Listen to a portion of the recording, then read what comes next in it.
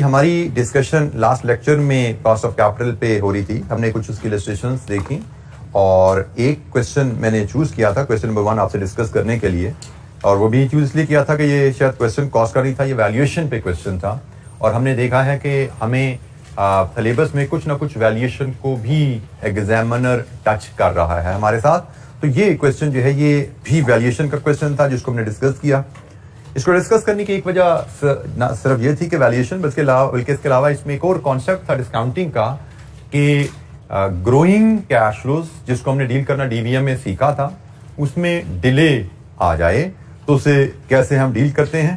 तो उससे रिलेटेड जो हमारी बात हुई थी,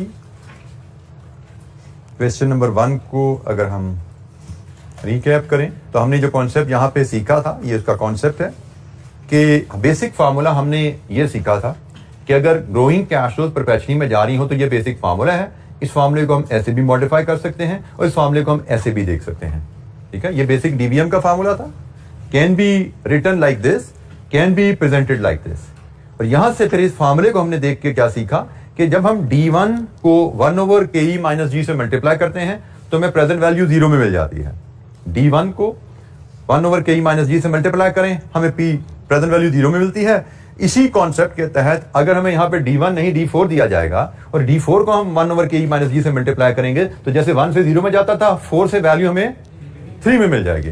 तो ऐसे केस में जब आपको कैश फ्लोज डिले में नजर आ रहे हो तो आपकी वर्किंग 2 स्टेप में चली जाती है। एक स्टेप तो यही है भाई D4 into 1/ke minus g, इससे 3 में आए, फिर इसको मल्टीप्लाई कर दिया तीसरे साल के प्रेजेंट वैल्यू फैक्टर से। अब 3 से 0 में ले जाना है ना, तो इस प्रोसेस ने क्या किया, तमाम कैश को इकट्ठा करके 3 पे ले आया। अब 3 से 0 पे ले जाने का काम आपको पता है कि प्रेजेंट वैल्यू फैक्टर से मल्टीप्लाई करें, हम 0 पे जाते हैं। तो ये हमें कैलकुलेशन एक रिक्वायर्ड थी जिसको हमने परफॉर्म किया क्वेश्चन नंबर 1 में। और क्वेश्चन नंबर 1 में हमने market value of the share determine की, डीवीएम का असूल अप्लाई किया, लेकिन डीवीएम की कैलकुलेशन स्ट्रेट फॉरवर्ड नहीं थी, थोड़ी सी ट्रिकी थी। असूल अप्लाई हुआ, PV of future dividend should give us market value of the dividends। तो ये जनाब हमने 1 से लेकर 3 तक के डिविडेंड्स की पीवी ले ली और ये 4 से परपेचुइटी तक की पीवी हमने ली, ये इस प्रोसेस से। तो इसलिए हमारा परपेचुइटी में 1 से लेके परपेचुइटी तक के डीवी की डिविडेंड्स की प्रेजेंट वैल्यू हमारी बन जाती है। ये 1 से 3 तक के ये हैं और 4 से परपेचुइटी, ये दोनों का सम किया, ये हमारे फ्यूचर डिविडेंड्स की प्रेजेंट वैल्यू बन गई। ये हमने क्वेश्चन नंबर 1 का पार्ट ए लास्ट लेक्चर में डिस्कस किया था। कोई सवाल यहां पर? मैं एक छोटी सी एक्टिविटी, यही इस कॉन्सेप्ट को डील करने के लिए एक छोटी सी एक्टिविटी आपको देता हूं, फिर हम इसका पार्ट भी डिस्कस करेंगे इंशाअल्लाह।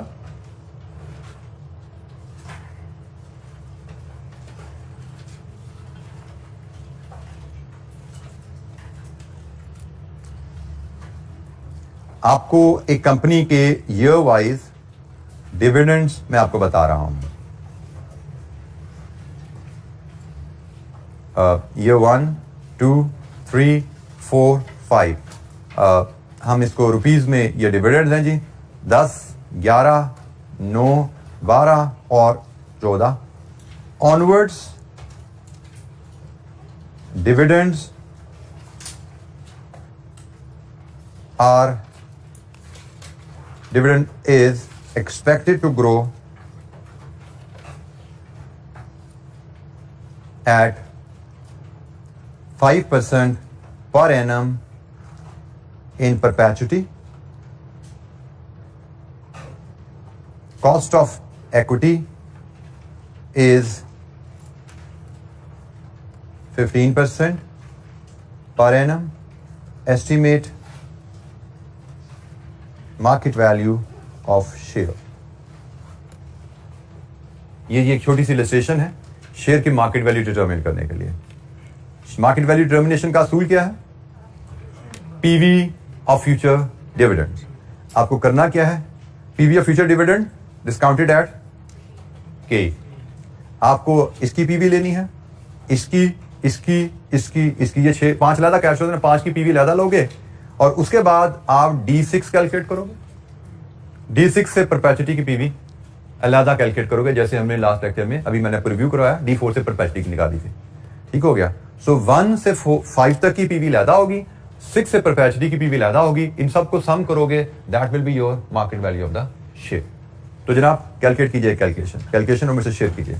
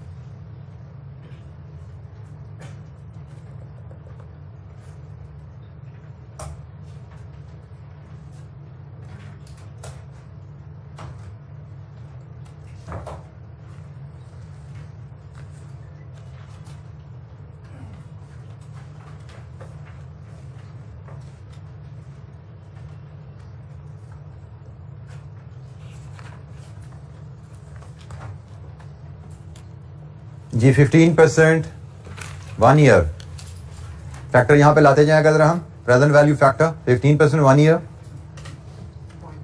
0.870, 0.756, 0.658, 0.572, 0.497।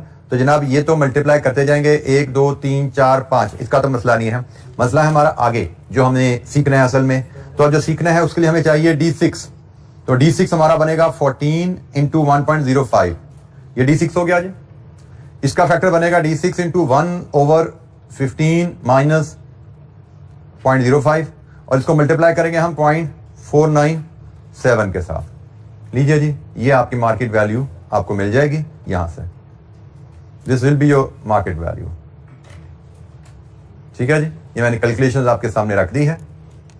ये आपका D6 है और D6 से परपेचुइटी को डिस्काउंट करना हो विद 5% ग्रोथ रेट, ये इसका डिस्काउंट फैक्टर है।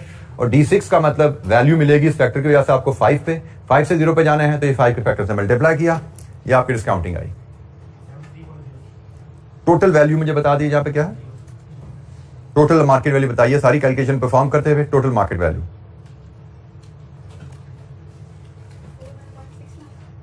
41.69, इतनी कम तो नहीं होगी बेटा।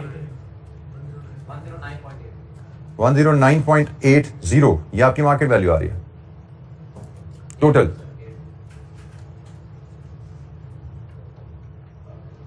पांच सिंगल कैश फ्लोज हैं और एक परपेचुइटी कैश फ्लोज है। Perpetuity cash flow with growth है और डिले है।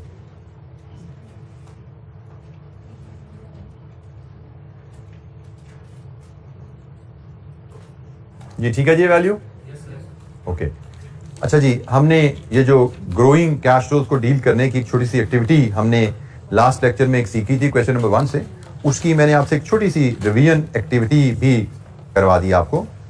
अब हम दोबारा क्वेश्चन नंबर 1 पे जाएंगे क्योंकि क्वेश्चन नंबर 1 में अभी पार्ट बी हमारा रहता है, हमने सिर्फ पार्ट ए डिस्कस किया था।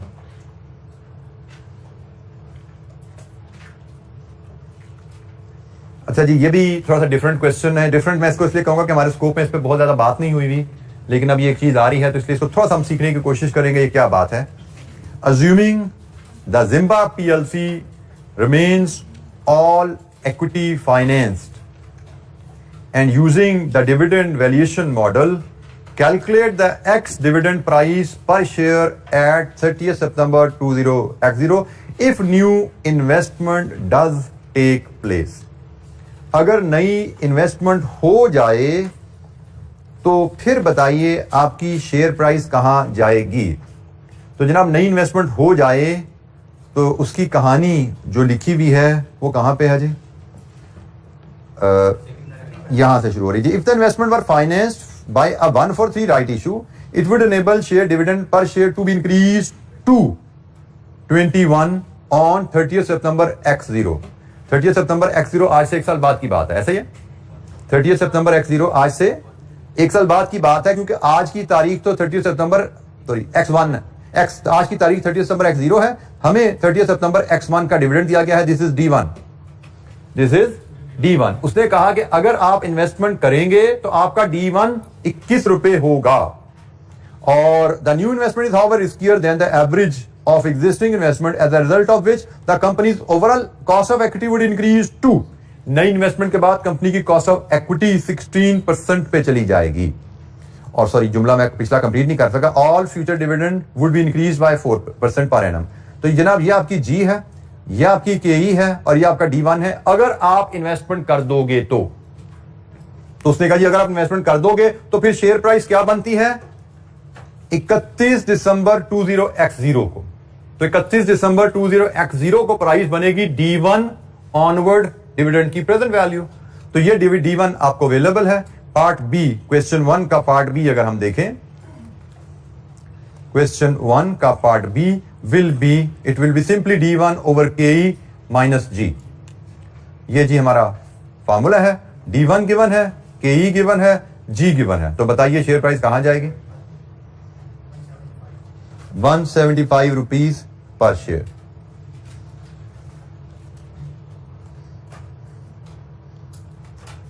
ये हमारा पार्ट बी। ये मार्केट वैल्यू हमें मिली है। चूंकि D1 की तारीख 30 सितंबर 20x1 है, x1 है, तो अकॉर्डिंगली ये मार्केट वैल्यू हमारी पीवी है, ये 0 में हमें मिलेगी, और 0 इसके हिसाब से तारीख बनती है 30 सितंबर x0। ठीक है, ये एक साल बाद का डिविडेंड है, तो पीवी तो आज मिलेगा ना। तो आज की तारीख एक साल पहले क्या बनती है, तो उसने हमसे कहा इस तारीख की मार्केट वैल्यू बताओ। इस तारीख की मार्केट वैल्यू क्या है? फ्यूचर साल बाद ऑनवर्ड जो डिविडेंड है उनकी पीवी लेना। तो ये एक साल का डिविडेंड है, परपेचुटी विद ग्रोथ है, इसकी हमने पीवी ले ली। Growing cash flows in perpetuity, उसकी डिस्काउंटिंग का तरीका क्या है? जी एनी क्वेश्चन, हमसे 30 सितंबर x0 का डिविडेंड मांगा गया था, आ गया हमारे पास।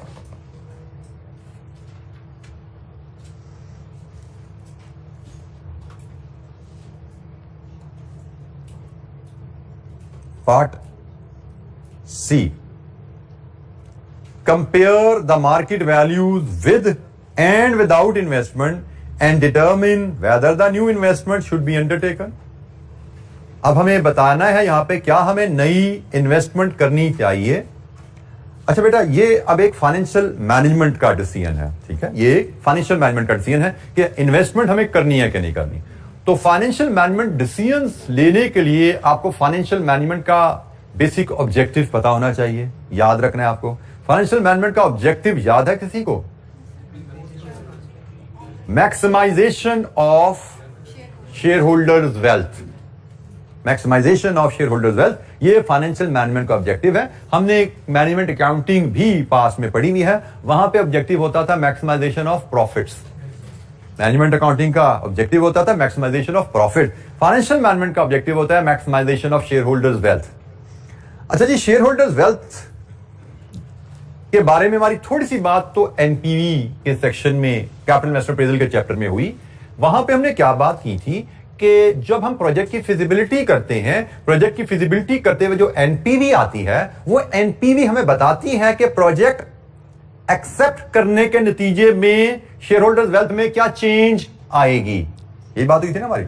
NPV measures the change in wealth of the share holders, और वहां पे हमारी ये बात भी थी पॉजिटिव एनपीवी पे प्रोजेक्ट एक्सेप्ट करना और नेगेटिव एनपीवी पे प्रोजेक्ट रिजेक्ट करने की लॉजिक भी यही थी कि भाई पॉजिटिव एनपीवी का मतलब वेल्थ में इजाफा, यही हमारा मकसद है, और नेगेटिव एनपीवी का मतलब प्रोजेक्ट वेल्थ में कमी, इसीलिए हम उसको एक्सेप्ट नहीं करते थे। अच्छा जी, उसी शेयर होल्डर्स वेल्थ को कॉन्सेप्ट को लेकर अब हम इस क्वेश्चन पे आते हैं। शेयर होल्डर्स वेल्थ में चेंज तो एनपीवी से मेजर होती है, लेकिन शेयर होल्डर्स वेल्थ से मुराद क्या लिया जाए कंपनी की कॉन्टेक्स्ट में? हमने कहा हमारा मकसद है शेयर होल्डर्स वेल्थ में इजाफा लाना, उसको मैक्सिमाइज करना।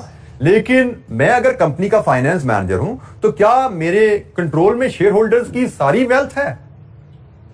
Answer is no. Share holders ने तो कहीं प्लॉट भी लिए हुए हैं, दूसरी कंपनी को भी शेयर लिए हुए हैं। मेरा मकसद, मेरा ऑब्जेक्टिव उनकी हर वेल्थ में इजाफा लाना नहीं है। मेरा ऑब्जेक्टिव क्या है? मेरी कंपनी में जो उन्होंने पैसा लगाया है उसको मैक्सिमाइज करना। मेरी कंपनी में जो शेयर होल्डर ने पैसा लगाया है, मुझे उस part of the share holders wealth को मैक्सिमाइज करना है। ठीक हो गया, वेरी लॉजिकल। उसके पर्सनल बैंक में क्या पड़ा हुआ है, पर्सनल प्लॉट क्या, मुझे उससे क्या, वो मेरे इख्तियार में तो नहीं है। मेरे इख्तियार में उसकी सिर्फ वही दौलत, वही वेल्थ है जो कंपनी में इन्वेस्टेड है। अब शेयर होल्डर की wealth invested in the company से मुराद क्या हुआ, market value of the shares.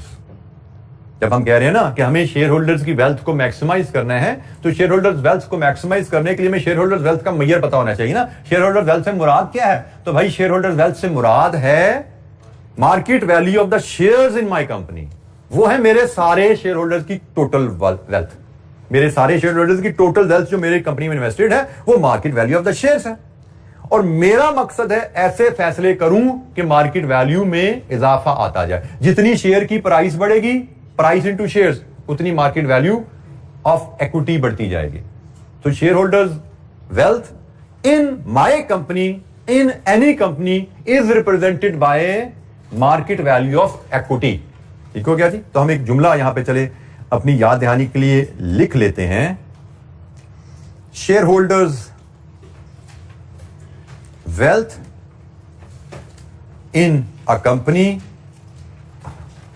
is represented by the market value of equity। ठीक हो गया।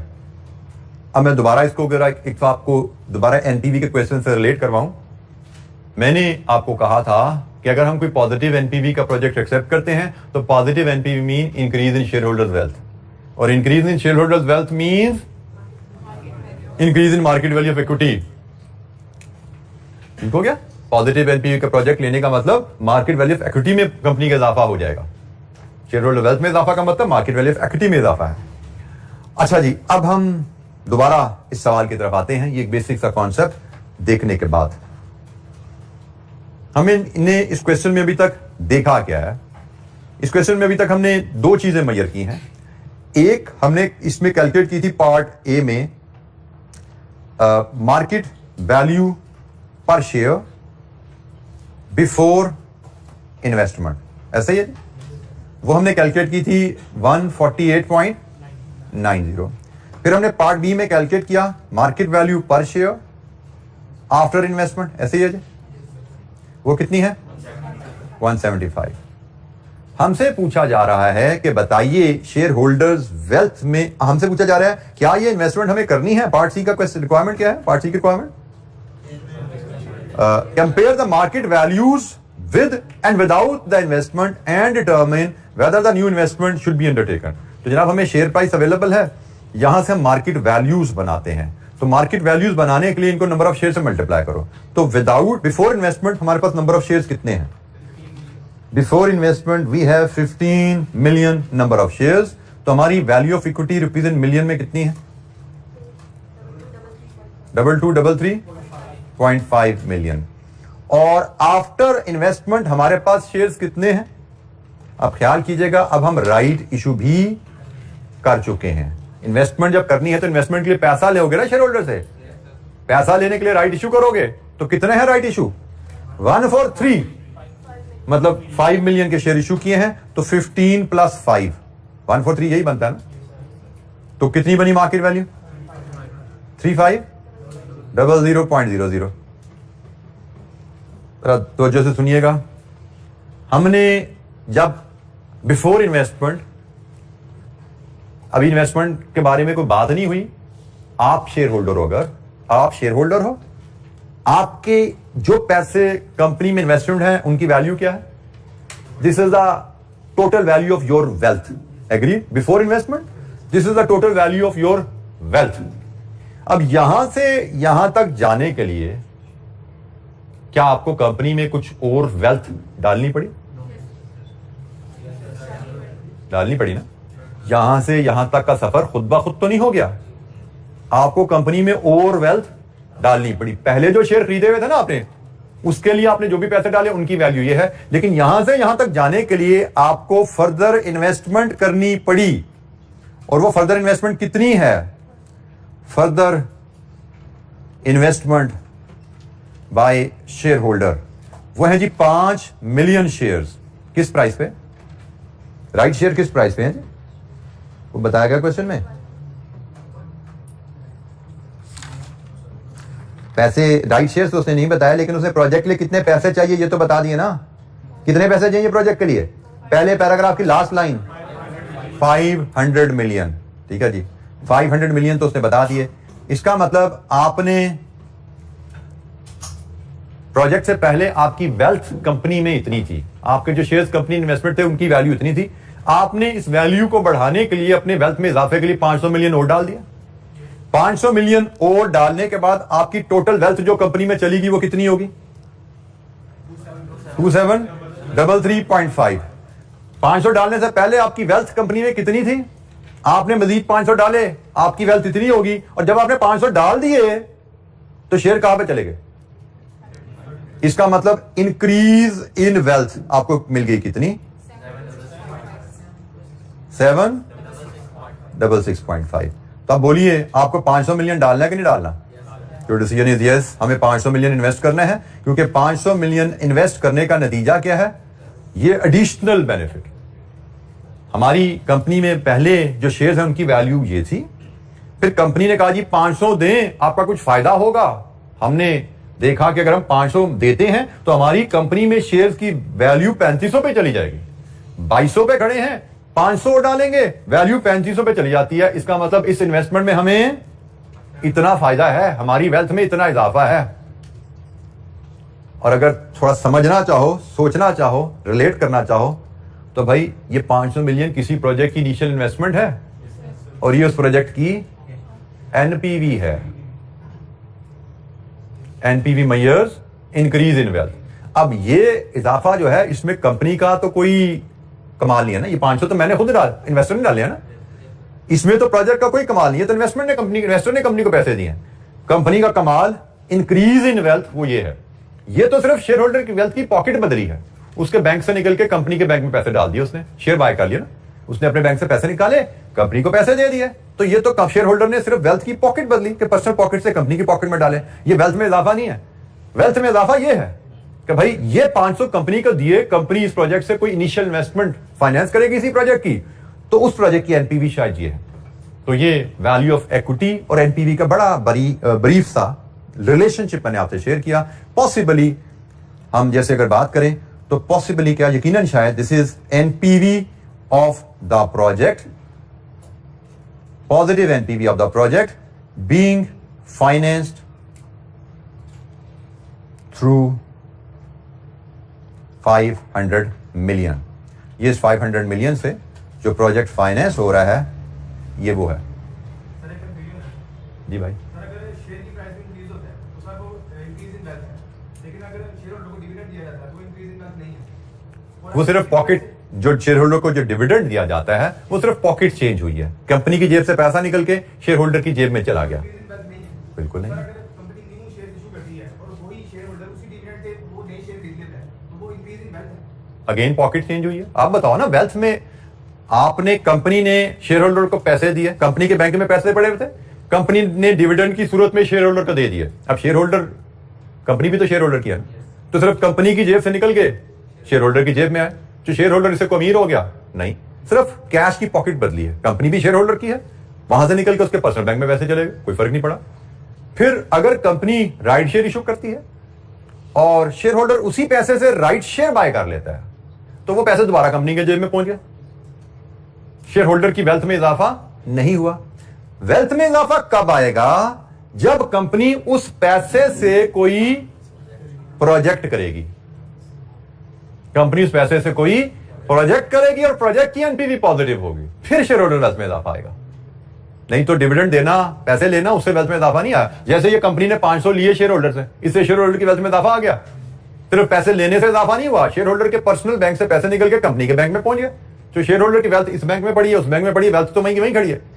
वेल्थ कब बदलेगी? जब ये पैसा किसी प्रोजेक्ट में इन्वेस्ट हुआ जिसकी एनपीवी पॉजिटिव, फिर वेल्थ में इजाफा आया। यानी जो शेयर होल्डर की वेल्थ है वो उससे लिंक है, प्रॉफिट से लिंक है।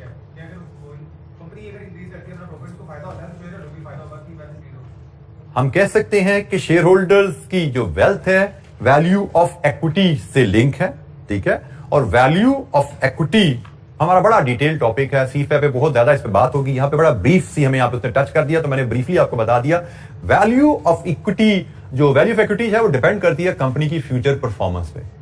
कंपनी के फ्यूचर में अगर ग्रोथ आ रही है नए प्रोजेक्ट करने की वजह से, तो कंपनी की फ्यूचर प्रॉफिटेबिलिटी बढ़ने की वजह से कंपनी की शेयर की वैल्यू बढ़ती जाती है।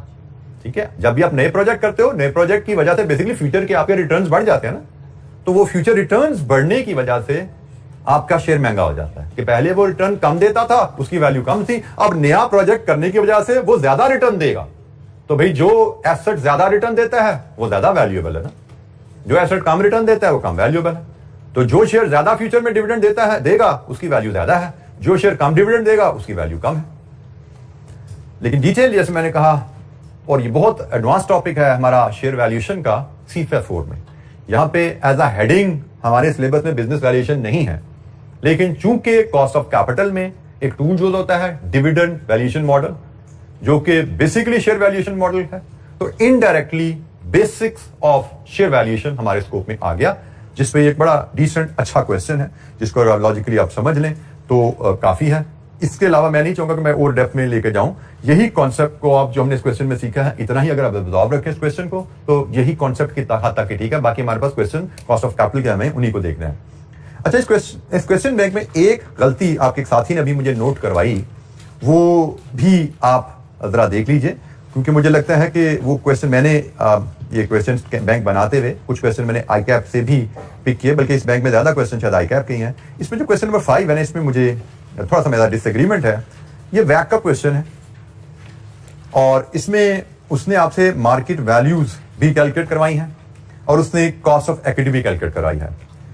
कॉस्ट ऑफ इक्विटी कैलकुलेट करना कोई इशू नहीं था, सिंपल DBM से कॉस्ट ऑफ इक्विटी आई भी है, कोई इशू नहीं, आप कर पाएंगे। आपको market value cost of debt question में गिवन है, कॉस्ट ऑफ डेट क्वेश्चन में ऑलरेडी उसने post tax cost of debt given है, तो कॉस्ट ऑफ इक्विटी आप DBM से ला रहे हैं, post tax cost of debt given है क्वेश्चन में। वैल्यू ऑफ इक्विटी में भी मुझे लगता है कोई चैलेंज नहीं है, number of shares into share price वो भी गिवन है, सिर्फ आपको कम डिफ करनी पड़ी। असल इशू जो आ रहा है, जो रेड जो फ्लैग मैं करना चाह रहा हूं, वो ये पोर्शन है, valuation market value of debt. हमने मार्केट वैल्यू ऑफ डेट का असूल पढ़ा था कि future cash flows of debt discounted at pre tax cost of debt या yield. Future cash flows of debt discounted at pre tax, KD कह लीजिए या यील्ड कह लीजिए। और फ्यूचर कैश फ्लोज जो लेते हैं डेट वैल्यूएशन के लिए, उसमें भी इंटरेस्ट को पोस्ट टैक्स नहीं किया जाता। इंटरेस्ट को पोस्ट टैक्स हम करते हैं कॉस्ट ऑफ डेट की कैलकुलेशन के लिए, क्योंकि कॉस्ट ऑफ डेट हम वैक के लिए कैलकुलेट कर रहे होते हैं, वो हमने पोस्ट टैक्स करना होता है, क्योंकि कंपनी को इंटरेस्ट पर टैक्स सेविंग मिलनी होती है। तो इस सवाल में जो उसने गड़बड़ क्या की, मार्केट वैल्यू ऑफ डेट की कैलकुलेशन करते हुए इंटरेस्ट को पोस्ट टैक्स कर दिया, इंटरेस्ट को पोस्ट टैक्स कर दिया और डिस्काउंट फैक्टर भी उसने post tax cost of debt ले ली। तो ये सवाल मेरे हिसाब से गलत है, मुनासिब नहीं है। ठीक है, इसको हम जुगाड़ तो कोई कह सकते हैं, बट ये किसी प्रिंसिपल पे बेस्ड क्वेश्चन नहीं है। तो मेरे हिसाब से ये पार्ट आपके स्कोप और डिस्कशन के लिहाज से मुनासिब नहीं है। ठीक है, तो इस पार्ट को आप समझिए कि ये आपके लिए कंसिडरेबल नहीं है, ये क्वेश्चन आपके लिए शायद वर्केबल इस हालत में नहीं है। हम ये करते हैं कि मैं इसको यहां पे कर देता हूं,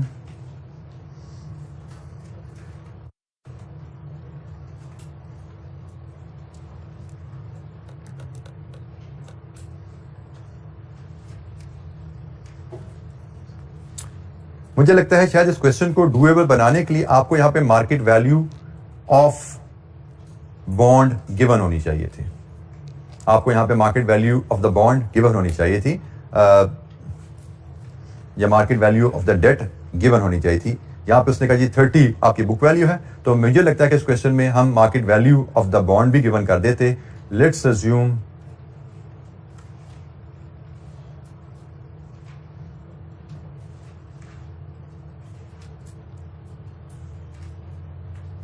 मार्केट वैल्यू, मैं कहता हूं जी जैसे यहां पे उसने कैलकुलेट किया हुआ 30.4, मैं कहता हूं इसमें एग्री नहीं कर रहा, लेकिन मैं आपको कहता हूं ये क्वेश्चन में गिवन है, लेट्स अज्यूम इट इज 31, ठीक है, 31 मिलियन। अब आप इस क्वेश्चन को इस लिहाज से करेंगे कि आपको मार्केट वैल्यू ऑफ बॉन्ड भी क्वेश्चन में गिवन हो, तो इस क्वेश्चन को कैसे किया जाएगा? मार्केट वैल्यू ऑफ बॉन्ड की कैलकुलेशन इस क्वेश्चन में जो गिवन है, I don't agree with that, principally वो कैलकुलेशन ठीक नहीं है। उसमें दो फ्लॉज हैं, एक कैश फ्लोज को पोस्ट टैक्स लिया गया है और दूसरा डिस्काउंट फैक्टर भी post tax cost of debt ली गई है। ये दो फ्लॉज हैं जिसकी वजह से मार्केट वैल्यू ऑफ डेट की जो कैलकुलेशन है वो मुनासिब नहीं है, तो मार्केट वैल्यू ऑफ डेट हम यहाँ पे अज्यूम करते हैं कि क्वेश्चन में अगर गिवन हो तो हमें ये क्वेश्चन कैसे करना चाहिए।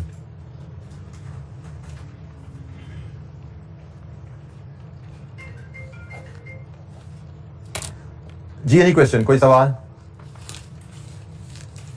अच्छा जी, कॉस्ट ऑफ कैपिटल पे हमारी डिस्कशन कंप्लीट है। इसके क्वेश्चन जो हमने इलस्ट्रेशन हमने चैप्टर में देखी, उन्हीं इलस्ट्रेशन के स्टैंडर्ड पे ही इसके क्वेश्चन जो हमें आके अपने दिए हैं। तो अगर हमने इलस्ट्रेशन अच्छी तरह समझ के की भी हैं तो ये क्वेश्चन भी हमारे बड़ी आसानी से होते हैं, कोई हमें दिक्कत इंशाअल्लाह इस टॉपिक में नहीं रहती। हम अब मूव करेंगे अपने नेक्स्ट चैप्टर नंबर 4 के ऊपर, जो कि है जी working capital management.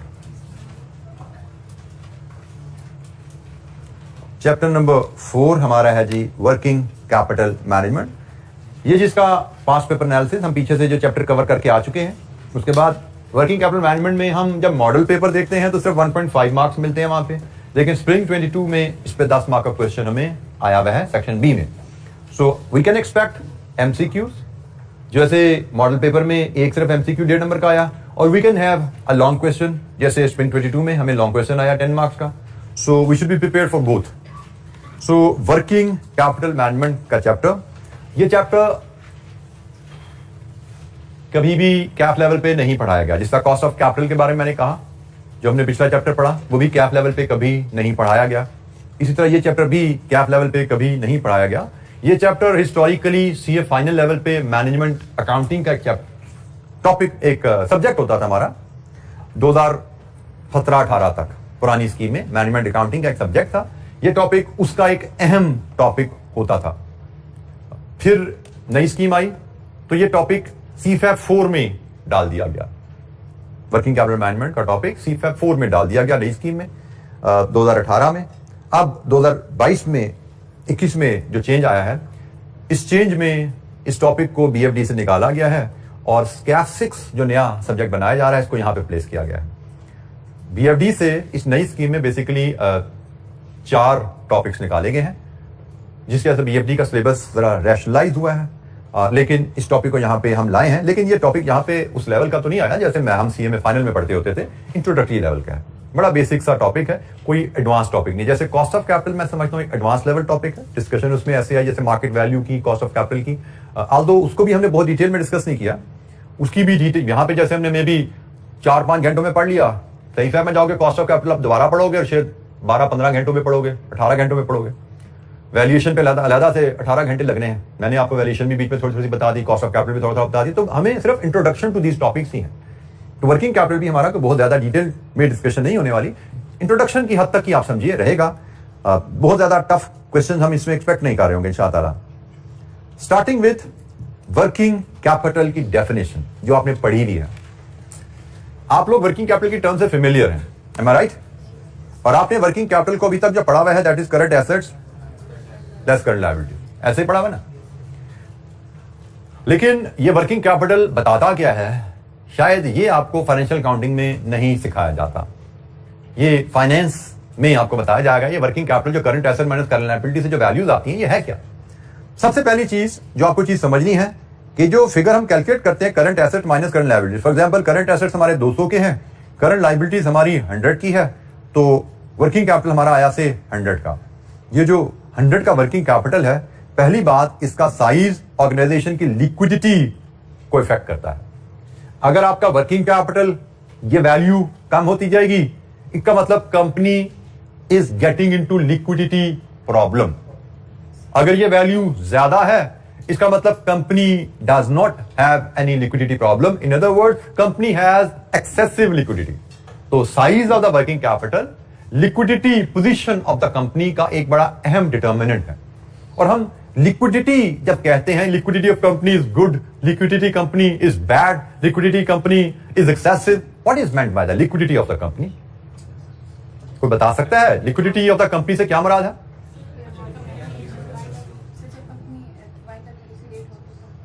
Absolutely not. Liquidity, एक बच्चा हाथ खड़ा करे जी। एग्जैक्टली, लिक्विडिटी से मुराद ability of the company to pay off its liability. Specially liquidity में short term liabilities, current liabilities को कंसिडर किया जाता है। लिक्विडिटी ऑफ द कंपनी से मुराद होता है ability of the company to pay off its current liabilities when they fall due. Liquidity की डेफिनेशन मैंने आपसे थोड़ी शेयर की, आसान अल्फाज में, किसी एकेडमिक या टेक्स्ट बुक अल्फाज मैंने बात नहीं की। मैं फिर अगर रिपीट करूं, liquidity of the company means ability of the company to pay off its current liabilities when they fall due. तो हम कह रहे हैं कि size of the working capital that is an important determinant of liquidity of the company. अगर आपका working capital का size ज्यादा है, इट मींस आप बड़ी आसानी से अपनी करंट लायबिलिटीज को ड्यू डेट पे कर पाओगे। अगर आपका वर्किंग कैपिटल का साइज कम है, वैल्यू कम है, इसका मतलब जब आपकी करंट लायबिलिटीज ड्यू होंगी आपको उनकी पेमेंट में दिक्कत होगी। वर्किंग कैपिटल की वैल्यू क्या है? वर्किंग कैपिटल की वैल्यू लिक्विडिटी डिटर्मिनेंट है। और एक और अंदाज, अब यह है वो असल अंदाज फाइनेंशियल मैनेजमेंट का कि वर्किंग कैपिटल का मतलब क्या है। अब इसमें ना एक वर्ड कैपिटल आ रहा है। कैपिटल क्या होता है? कैपिटल से मुराद होता है long term funds invested in business. शायद आपको कॉस्ट ऑफ कैपिटल के एरिया मैंने बताया था आपको कि आपने कैपिटल फाइनेंशियल अकाउंटिंग में पढ़ा हुआ है, कैपिटल मींस इक्विटी। लेकिन मैंने आपको यहां पे क्लियर किया था कि भाई फाइनेंशियल मैनेजमेंट में हमारा कैपिटल से मुराद होता है कैपिटल एम्प्लॉयड, और कैपिटल एम्प्लॉयड का मतलब होता है long term debt plus equity. Capital से मुराद होता है long term funds invested in business. Equity तो होता ही लॉन्ग टर्म फंड है, डेट शॉर्ट टर्म भी हो सकता है। तो इसलिए जब हम कहते हैं कैपिटल का मतलब क्या है, कैपिटल का मतलब कैपिटल एम्प्लॉयड है, long term debt plus equity. Working capital फिर क्या हुआ? वर्किंग कैपिटल से मुराद है capital invested in current assets. Capital invested in current assets. अब देखो जरा, हमने शुरू में आप लोगों को बताया गया कि करंट एसेट्स को करंट सोर्सेज ऑफ फाइनेंस से खरीदा जाता है। कहीं ये जुमला किसी क्लास में बोला गया होगा आपसे कभी कि करंट एसेट्स खरीदने के लिए हमें शॉर्ट टर्म सोर्सेज से फाइनेंस रेज करना चाहिए। लेकिन जब हम यहां पे इस इक्वेशन को पढ़ते हैं तो हमें पता क्या लग रहा है कि हमने करंट एसेट्स 200 के खरीदे में हैं और short term sources, current liabilities short term sources को ही रिप्रेजेंट कर रही है ना। इसमें ट्रेड क्रेडिटर्स हैं, इसमें आपके ओवरड्राफ्ट हैं, ऐसे ही है।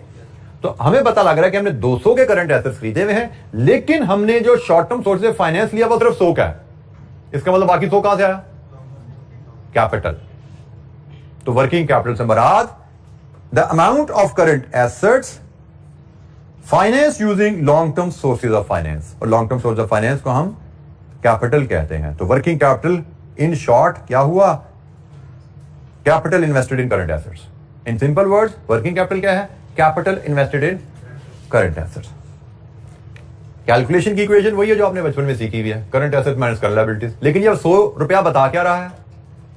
Capital invested in current asset. Current asset में टोटल इन्वेस्टमेंट 200 है, इस 200 में से कैपिटल कहां? कैपिटल कितना है? 100। बाकी जो 100 है वो शॉर्ट, वो कैपिटल नहीं है, वो शॉर्ट टर्म सोर्सेज है, जिसमें ट्रेड क्रेडिटर्स भी आ जाता है, जिसमें बैंक ओवरड्राफ्ट भी आ जाता है। तो ये जनाब हमारी वर्किंग कैपिटल का मीनिंग हमने समझा, वर्किंग कैपिटल का मतलब क्या है। अब हम टॉपिक के ऊपर आते हैं, वर्किंग कैपिटल मैनेजमेंट। जब हम वर्किंग कैपिटल मैनेजमेंट कहते हैं ना, तो वर्किंग कैपिटल मैनेजमेंट का मतलब है management of current asset and current liabilities. Management of current assets and current liabilities, क्योंकि करंट एसेट्स और करंट लायबिलिटीज को मिला के ही तो वर्किंग कैपिटल बन रहा है। So management of current assets and current liabilities, हमें इनको मैनेज करना सीखना है। ये मैनेजमेंट बड़ी अहम है। इसकी अहमियत का अंदाजा आप इस बात से लगा लो कि दुनिया के जो बिजनेसेस ज्यादातर फेल होते हैं ना, चलते हुए कारोबार, मुनाफा बख्श कारोबार एकदम बंद हो जाते हैं। उनके बंद होने के वजह जो होती है, कोई गलत फैक्ट्री लगाना नहीं होती, कोई गलत कैपिटल इन्वेस्टमेंट नहीं होती।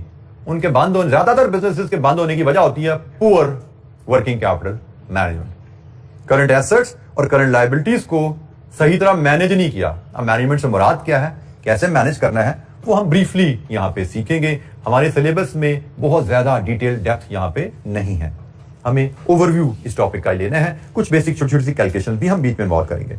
तो जनाब सबसे पहले तो वर्किंग कैपिटल मैनेजमेंट बहुत अहम है। अगर वर्किंग कैपिटल को अच्छी तरह मैनेज ना किया जाए तो चलता हुआ कारोबार, एक प्रॉफिटेबल बिजनेस भी बंद हो जाता है। ये चीज ध्यान में रखिएगा।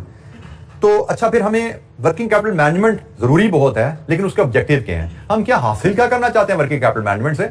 ऑब्जेक्टिव पता होगा तो ही आप काम कर पाओगे ना। आप यहां बैठे हो, आपको पता है कि मुझे कैफ 6 के पेपर में कम से कम 50 मार्क्स चाहिए, दिस इज योर ऑब्जेक्टिव।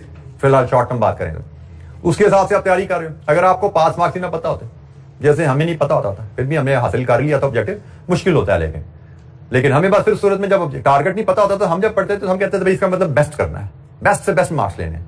कितने लेने हैं हमें पता ही नहीं होता था। लेकिन अगर आपका ऑब्जेक्टिव आपके सामने है तो आपकी परफॉर्मेंस बड़ी कैलकुलेटेड और मेजर्ड वे में आगे चलती है। एनीवे, हम कहते हैं कि वर्किंग कैपिटल मैनेजमेंट के ट्विन ऑब्जेक्टिव है। एक ऑब्जेक्टिव है company should maintain sufficient liquidity. वो हमने समझ लिया लिक्विडिटी का मतलब क्या, कि हमारे पास कम से कम इतने एसेट जरूर हों कि जब हमारी लायबिलिटीज की ड्यू डेट आए आसानी से पे कर सकें।